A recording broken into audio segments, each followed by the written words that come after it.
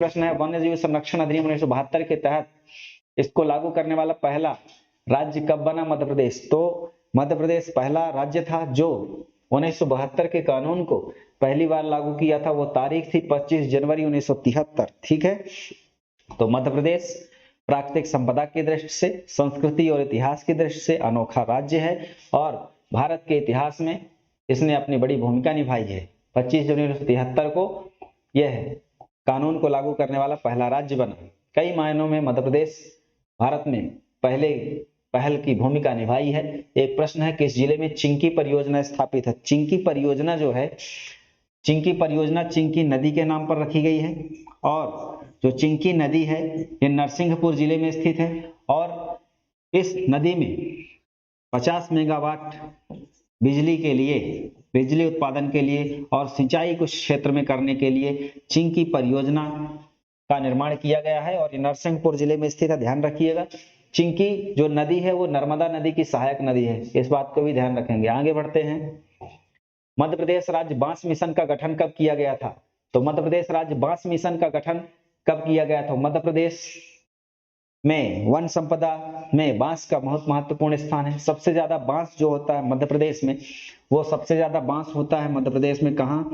सबसे ज्यादा बांस होता है मध्य प्रदेश में बालाघाट में। और जो बांस है उसका महत्व किस दृष्टि से है? तो कागज उद्योग में महत्वपूर्ण है। कागज उद्योग के लिए क्या देता है? कच्चा माल देता है। घरों के निर्माण में भी इसका प्रयोग किया जाता है स्थायी काम के लिए। तो बांस मिशन कब प्रारंभ किया गया? बांस के उत्पादन को बढ़ावा देने के लिए 3 जुलाई 2013 को प्रारंभ किया गया था बांस मिशन। ध्यान रखिएगा, बांस मिशन की शुरुआत 3 जुलाई 2013 में मध्य प्रदेश सरकार ने प्रारंभ किया था। ठीक है, मध्य प्रदेश का पहला वाइल्ड लाइफ अवेयरनेस सेंटर, तो वाइल्ड लाइफ अवेयरनेस सेंटर जो है कहाँ खोला गया? तो मध्य प्रदेश में जो वाइल्ड लाइफ अवेयरनेस सेंटर है, मतलब वन्य जीवों के जो जागरूकता है, वन्य जीवों के बारे में जानकारी, वन्य जीवों के बारे में जानकारी प्रदान करने आदि संबंधी व्यवस्था के लिए इंदौर के राला मंडल अभ्यारण्य में इस सेंटर को खोला गया है। तो ध्यान रखिएगा, इंदौर के राला मंडल अभ्यारण्य में मध्य प्रदेश का पहला वाइल्ड लाइफ अवेयरनेस सेंटर खोला गया था। आगे, मध्य प्रदेश में उष्णकटिबंधीय वन अनुसंधान संस्थान कहाँ है? तो उष्णकटिबंधीय जो वन है, फॉरेस्ट है, उनके बारे में रिसर्च करने के लिए जिस संस्थान की स्थापना राष्ट्रीय स्तर पर की गई थी, वो राष्ट्रीय स्तर पर कहाँ की गई है? देहरादून में। ठीक है, देहरादून क्या है? देहरादून उत्तराखंड की राजधानी है और यही राष्ट्रीय संस्थान है, लेकिन क्षेत्रीय संस्थान मध्य प्रदेश में कहाँ है? जबलपुर में है और ये स्थापना की गई थी 1988 में। तो ध्यान रखिएगा कब की गई थी, किसके तहत की गई थी? तो ये राष्ट्रीय संस्थान देहरादून के तहत की गई, मध्य प्रदेश में जबलपुर में की गई सबसे पहले और 1988 में ये अस्तित्व में आया। ठीक है, आगे बात करते हैं, मध्य प्रदेश में राज्य लघु वनोपज संघ विपणन और विकास सहकारी संघ, मतलब जो मध्य प्रदेश में वन है उनसे जो वन उत्पाद मिलते हैं, वन उत्पाद में कौन कौन से आते हैं? तो वनोपज में आते हैं आपका कौन कौन सा? एक आता है तेंदू, ठीक है, इसके अलावा गोंद, ठीक है, इसके अलावा और क्या आता है? खैर और बहुत सारी फल, ठीक है, औषधि, ये सब इसके वनोपज के अंतर्गत आते हैं और इनका विपणन करने के लिए और उनके लिए कमेटी बनाने के लिए कुछ संगठन स्थापित किया गया जो उसका विनियमन का काम करेगा। उसकी स्थापना भोपाल में की गई। कब की गई पूछा गया है? तो सन 1984 में की गई। ध्यान रखिएगा, वर्ष था सन 1984। आगे बात करते हैं, मध्य प्रदेश के किस क्षेत्र में समशीतोष्ण जलवायु पाई जाती है? ठीक, समशीतोष्ण जलवायु का मतलब होता है ऐसी जलवायु जो शीत और उष्ण का मिश्रण हो। ठीक है, शीत मतलब ठंड, उष्ण मतलब गर्म, गर्म और ठंड दोनों का मिश्रण हो, अर्थात न ज्यादा गर्म हो न ज्यादा ठंड हो, ऐसी जलवायु मध्य प्रदेश के मालवा क्षेत्र में पाई जाती है।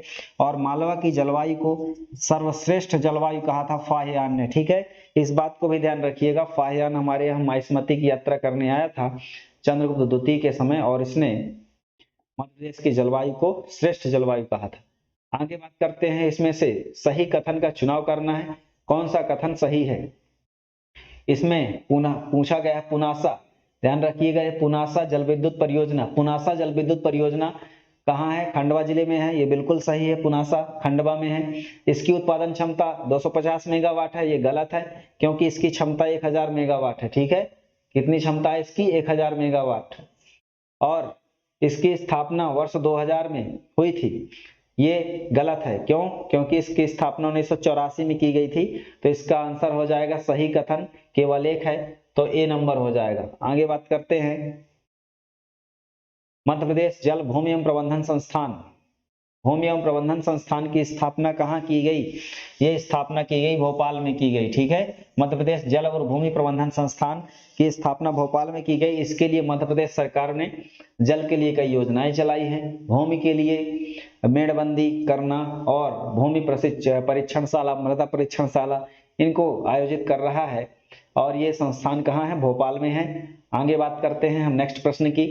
तो मध्य प्रदेश में विंध्य पर्वतीय क्षेत्र में औसत वर्षा कितनी है? तो दोस्तों बताइएगा, मध्य प्रदेश में औसत वर्षा कितनी है और जो विंध्य पर्वत क्षेत्र है वहां कितनी है? तो विंध्य पर्वत जो क्षेत्र है वहां वर्षा कितनी होती है? 50 से 100 सेंटीमीटर होती है। और यदि टोटल पूछे मध्य प्रदेश की औसत वर्षा, तो मध्य प्रदेश की औसत वर्षा है 112 सेंटीमीटर। ठीक है, 112 सेंटीमीटर मध्य प्रदेश की औसत वर्षा है। और विंध्य पर्वत क्षेत्र की पूछे तो 50 से 100। और सबसे ज्यादा जो वर्षा है 252 या 50 सेंटीमीटर, ये है पचमढ़ी की। तो पचमढ़ी की सबसे ज्यादा है। और भारत मध्य प्रदेश की पूछे तो 112 और विंध्य पर्वत क्षेत्र की पूछे तो 50 से 100 सेंटीमीटर। ये हमारा एक्यूरेट डेटा है। आगे बढ़ते हैं, मध्य प्रदेश का प्रथम परमाणु ऊर्जा संयंत्र किस जिले में निर्माणाधीन है? तो मध्य प्रदेश का जो परमाणु ऊर्जा संयंत्र है वो किस जिले में निर्माणाधीन है? तो एक गांव है चुटका, चुटका गांव है। और चुटका गांव है मंडला जिले में। और यही मंडला जिले में क्या स्थित है? प्रथम परमाणु ऊर्जा संयंत्र यहाँ निर्माणाधीन है, परियोजना चल रही है। तो ध्यान रखिएगा, ये मंडला में है। आगे बात करते हैं, राज्य पर्यावरण प्रभाव आकलन प्राधिकरण का गठन कब किया गया था?